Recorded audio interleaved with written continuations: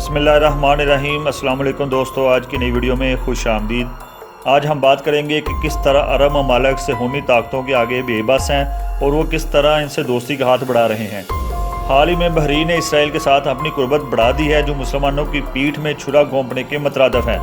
अब इस जाली रियासत के साथ कुर्बत रखने पर अरब ममालिक का मुस्तकबिल क्या होगा, चलते हैं अपनी वीडियो की तफसील की जानब। लेकिन इससे पहले अगर आप हमारे चैनल पे नए आए हैं तो सबसे पहले हमारे चैनल द इन्फो को सब्सक्राइब करें और साथ जुड़े बेल आइकन को दबा दीजिए ताकि नए आने वाली वीडियो के नोटिफिकेशन आप लोगों को बर वक्त मिलते रहें। दोस्तों, गुज़श्ता माह बहरीन के दारुल हुकूमत मनामा में अमरीकी व इसराइली तैयार करदा प्लान यानी सदी की डील के अनवान से होने वाली कॉन्फ्रेंस और वर्कशॉप के बाद अरब दुनिया समेत मुस्लिम दुनिया और बाखसूस फ़लस्तीन में ये सवाल शिद्दत से उठाया जा रहा है कि सहूनियों की गासब और जाली रियासत इसराइल के साथ बढ़ते हुए अरब हुक्मरानों के तल्लुकात किस करवट बैठेंगे।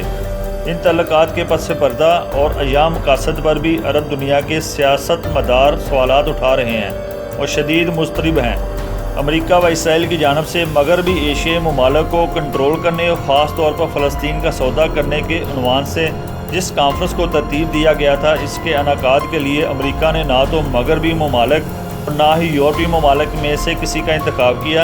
बल्कि इस कॉन्फ्रेंस यानी सदी की डील को अमली जामा पहनाने के लिए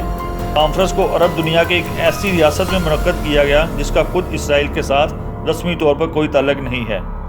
ताहम इस प्लान के तहत एक तरफ जहां फ़लस्तीन का सौदा बहरीन में बैठकर करने की कोशिश की गई, वहां साथ साथ बहरीन और इस जैसी और छोटी छोटी अरब खलीजी रियासतों को गासब सहूनियों की जाली रियासत इसराइल के करीब लाना भी अहम तरीन मकासद में से एक था।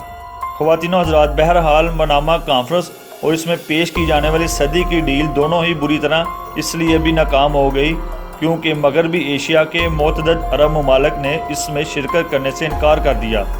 और इसे मुस्तरद किया। ताहम बहरीन के साथ इसराइल के बढ़ते हुए तल्लुकात न सिर्फ मगरबी एशिया की रियासतों के लिए तशवीश का बाइस है, बल्कि मुस्लिम दुनिया में बसने वाले करोड़ों मुसलमानों को भी ऐसे मामलात पर शदीद तशवीश लाहक है। फ़लस्तीन बार में मनामा कॉन्फ्रेंस के आगाज़ से पहले ही बहरीन और सहूनियों की जाली रियासत इसराइल समेत अमरीका के शैतानी मनसूबों के ख़िलाफ़ एहतजाजी मुजाहरे जारी थे। अलबत्ता इन मुजाहरों में इस वक्त शिद्दत देखने में आई थी जब बहरीन के वज़ीर ख़ारजा खालिद बिन हमद बिन ईसा आल खलीफा ने इसराइल से दोस्ताना तल्लुकात के फ़रोग़ पर अपनी इंतहाई हैरत अंगेज़ बयानात दिए। उन्होंने कहा, हमारा अक़ीदा है कि इसराइल बाकी रहेगा और हम इससे बेहतर तल्लुकात इस्तवार करना चाहते हैं। हम इसराइल से सुलह करना चाहते हैं। बहरीन के वज़ीर ख़ारजा ने इस सवाल के जवाब में कहा कि एक अरब हुक्मरान का इसराइली टीवी चैनल से इंटरव्यू कोई मामूली बात नहीं। कहा, यह काम बहुत अरसा पहले हो जाना चाहिए था। खुद से इख्तिलाफ रखने वालों से बातचीत हमेशा तनाव में कमी का बाइस बनती है। खालिद बिन हमद बिन ईसा आल खलीफा के इस इंटरव्यू के ख़िलाफ़ शदीद रद्द-ए-अमल सामने आया था और फ़लस्तीन की तमाम इकाइयों ने बहरीनी वज़ीर ख़ारजा और हुकूमत के इसराइल के साथ रवाबत और इसराइल की हमायत में बयानात को फ़लस्तीन कुश इक़दामात करार देते हुए फ़लस्तीनियों और पूरी मुस्लिम उम्मा की पीठ में खंजर घोंपने के मुतरादिफ करार दिया। फ़लस्तीन की इस्लामी मज़ाहमती तहरीक हमास ने बहरीनी वज़ीर ख़ारजा के इस बयान को फ़लस्तीन काज के ख़िलाफ़ मनहूस इरादे से तबदील करते हुए इस बात पर ज़ोर दिया कि हमास अपनी ताकत और मजबूत इरादे के ज़रिए फ़लस्तीन के ख़िलाफ़ होने वाली हर साजिश को नाकाम बना देगी। नाज़रीन, आए हम बहरीन और इसराइल के बढ़ते हुए तल्लुकात और कुर्बत के पसे पर्दा और अय्याम मकासद को तलाश करने की कोशिश करते हैं। एक तवील अरसा से सहूनियों की गासब और जाली रियासत इसराइल ने अरब दुनिया के साथ आदी साजी यानी नॉर्मलाइजेशन का नारा बुलंद कर रखा है और इसी आदी साजी के उन्वान से इसराइल के वफूद जहाँ अरब दुनिया के मुख्तलिफ ममालिक में आते जाते रहे हैं, वहाँ साथ साथ अरब खलीजी ममालिक के वफूद भी फ़लस्तीन व किबला अव्वल पर काबज़ सहूनियों की जाली रियासत इसराइल के दौरे करते रहे हैं।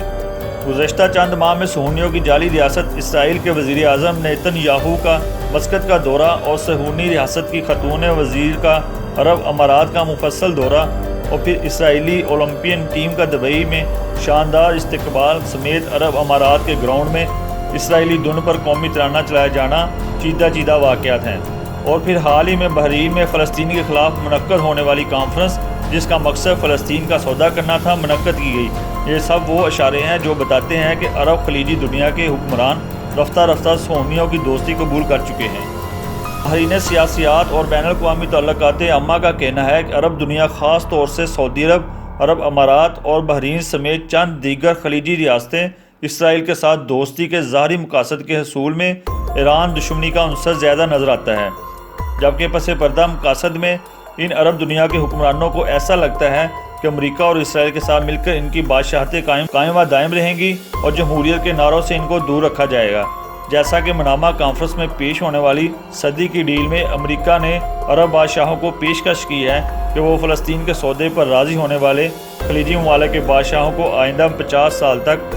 بادشاہت پر برجمار رہنے کی ضمانت دے گا۔ سیاسیات اور بین الاقوامی تعلقات عامہ پر نظر رکھنے والے ماہرین کی جانب سے پیش کردہ رائے کو باریک بینی سے مطالعہ کیا جائے تو اس میں کسی قسم کا مغالطہ نظر نہیں آتا اور بحرین اور اسرائیل کے تعلقات مابین پس پردہ اور ایام مقاصد میں درج بالا بیان کردہ دو ہی باتیں نظر آتی ہیں: ایران سے دشمنی جو کہ عرب خلیجی ممالک کے بارے میں پوری دنیا واقف ہے، اور دوسری اہم بات عرب حکمرانوں کے تخت و تاج اور بادشاہتوں کا قائم رکھنا، یا یوں کہا جائے کہ ذاتی مفادات۔ ناظرین کرام، خلاصہ یہ ہے کہ عرب خلیجی دنیا امریکہ اور اسرائیل جیسے شکست خوردہ کھلاڑیوں پر تکیہ کر کے کہیں صدی کی ڈیل کی آڑ میں صدی کا سب سے بڑا دھوکہ تو نہیں کھا رہے، کیونکہ امریکہ پوری دنیا میں ہر محاذ پر ناکامی کا شکار ہے۔ خود امریکی معیشت تیزی سے ڈوب رہی ہے، دوسری طرف اسرائیل ہے جو کہ عظیم تر اسرائیل کے خواب دیکھا کرتا تھا۔ آج ان خوابوں کے چکنا چور ہونے کی صدائیں فلسطین سے نکل کر پوری دنیا تک سنی جا رہی ہیں۔ آخر ایسے شکست خوردہ مہروں کا سہارا لے کر عرب دنیا کے حکمران کس طرح اپنی بقا کو یقینی رکھ پائیں گے؟